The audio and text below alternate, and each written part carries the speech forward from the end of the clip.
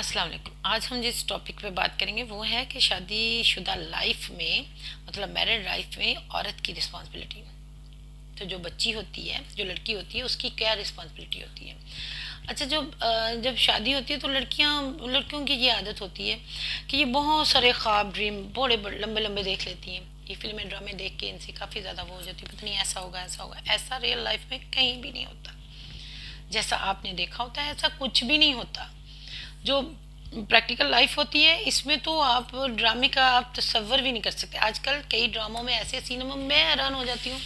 और वो मियाँ बीवी हैं और बैठे हैं और उसमें कोई रियलिटी मुझे तो कुछ नहीं नज़र आता। तो लेकिन सारी बात है, उस एज में बच्चियों को वो बड़ी अट्रैक्टिव चीज़ लगती है, हमें तो उसमें कुछ भी नहीं नज़र आता कि क्या है। क्योंकि हम लोग फेस कर चुके हैं ना, रियलिटी लाइफ की हम फेस कर चुके हैं। जब हम उन चीज़ों को देखा परखा तो वैसा कुछ भी नहीं होता जैसा नज़र आता है। और ना वैसा किसी की भी जितना मर्जी कोई पैसे वाला हो वैसी लाइफ हो ही नहीं सकती जैसी वो तो बना के पेश की होती है। वो कहानी बनाई, उसके मुताबिक उन्होंने मतलब प्ले किया, उसके बाद आपके पास आई। ये तो अल्लाह की तरफ से चीज़ें आनी होती है ना। तो इसमें सबसे पहले ये होता है कि ख्वाहिशात पे नहीं, लड़कियों को अपनी ख्वाहिशात पे ज़िंदगी नहीं गुजारनी चाहिए। अपनी ज़रूरियात, और वो भी अपने दीन के अंदर रहते हुए, अपनी ज़रूरियात अपने दीन के अंदर रहते हुए। ख्वाहिश को तो कोई इतनी ज़्यादा वैल्यू देनी नहीं चाहिए लाइफ में। ख्वाहिशत तो बंदे की बहुत ज़्यादा हो, ना ख्वाहिश पे ज़िंदगी गुजारनी चाहिए, ना इस पे आगे सरवाइव करना चाहिए कि मैं ये सोच मैं ये करूँगा मैं वो करूँगा। हाँ, कोई अच्छे काम की नीयत करके आप कर सकते हो तो वो बहुत अच्छा होता है, अल्लाह ताला उसमें बरकत डाल देते हैं। अगर आप उसको अपनी ख्वाहिशत के मुताबिक हो, शायद अल्लाह ताला वो आपको दे भी दे, वो ख्वाहिश के मुताबिक हो भी जाए काम, लेकिन वो उस तरह से नहीं होता। ना तो उसका आपको दुनियावी लिहाज से फ़ायदा हो जाएगा, लेकिन आखिरत में शायद उसका फ़ायदा ना हो।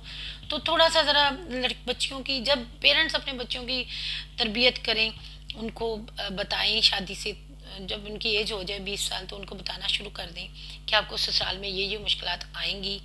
और उन मुश्किलात का बताने से डराना नहीं है, शादी से उनको फेस करना बताना है। उनको नॉर्मल घरों के काम बताएं कि ये बेटा ये कर लो वो कर लो, कभी उनके कामों में भी गलती निकालें, उनको बताएं कि ऐसे होता है ऐसे होता है। ये तो नहीं होता कि आपकी बच्ची जो अरफन मौला है वो सब काम जाके ठीक करेगी, गलत भी करेगी, घर में भी गलत करेगी, आप पेरेंट्स के पास भी गलत करेगी ना काम।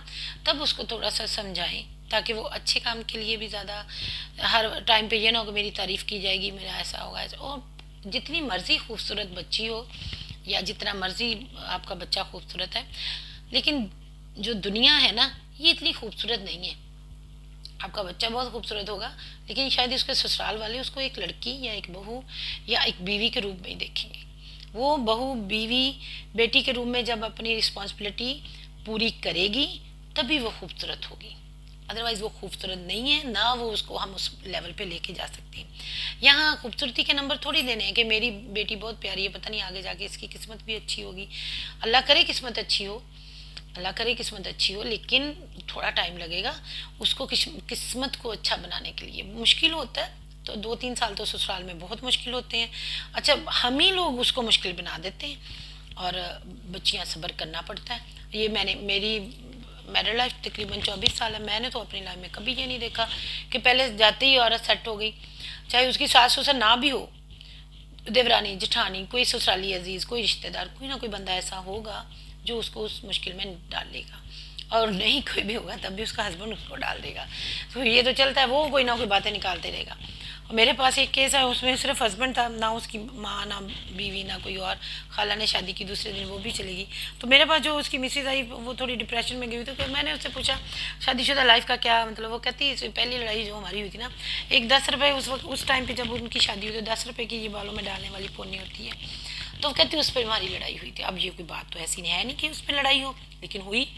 वहाँ से कह रही हमारे तल्लुकात में वो शुरू हुआ और आहिस्ता आहिस्ता वो यहाँ तक आ गया कि मैं उसमें बिल्कुल ही ख़त्म कर गई अपना आप, वो डिप्रेशन में चली गई और बहुत उसको फिट्स होने लग गए। लेकिन आहिस्ता आहिस्ता उनको बताया, 2-3 विज़िट के बाद वो ठीक तो हो गई। लेकिन फिर मैंने देखा कि ये जो मियाँ बीवी का तल्लक होता है ना, ये मोहब्बत, लोग कहते हैं निकाह के बाद खुद से मोहब्बत आ जाती है, लेकिन थोड़ा टाइम देना चाहिए। ख़ास तौर पे औरत को ज़्यादा टाइम देना पड़ता है, सब्र ज़्यादा करना पड़ता है, बर्दाश्त ज़्यादा करना पड़ता है। उसमें आपके लिए किसी और तरह की बर्दाश्त होगी, शायद आपकी सिस्टर की किसी और तरह की बर्दाश्त होगी, करना पड़ता है। जैसा मर्जी हस्बैंड हो, जैसा मर्जी ससुराल अच्छा हो, तब भी बर्दाश्त करना पड़ता है।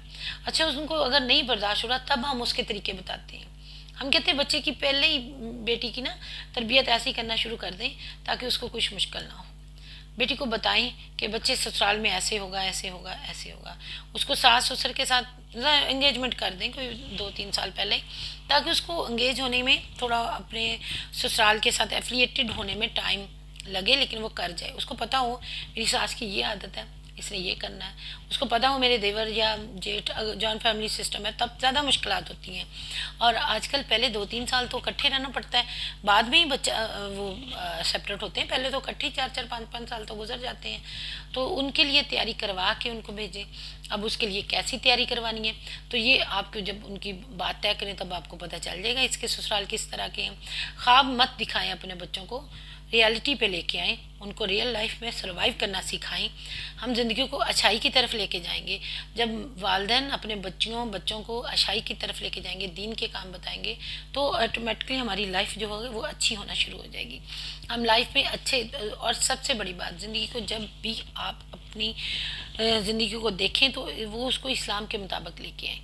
और मैंने ये मेरा आजमाया हुआ खुद का है कि जब हम दीन के मुताबिक लाइफ गुजारते हैं तो हम बहुत सारी खरफात से बच जाते हैं।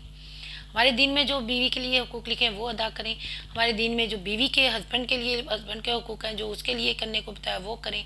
तो ये हो नहीं सकता कि वो हस्बैंड 1-2 साल के अंदर आपका ना हो।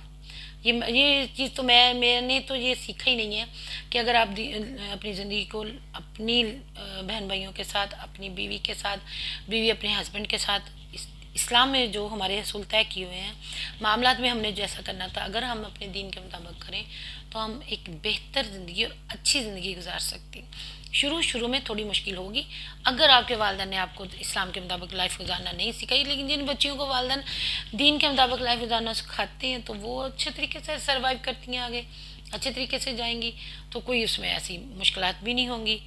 तो आज के लिए इतना ही। अल्लाह हाफिज़। अपने इर्द गिर्द लोगों का ख्याल रखें, उनकी खुशियों का ख्याल रखें। थोड़ा सा ही करना पड़ेगा एफर्ट, लेकिन ठीक हो जाएगा।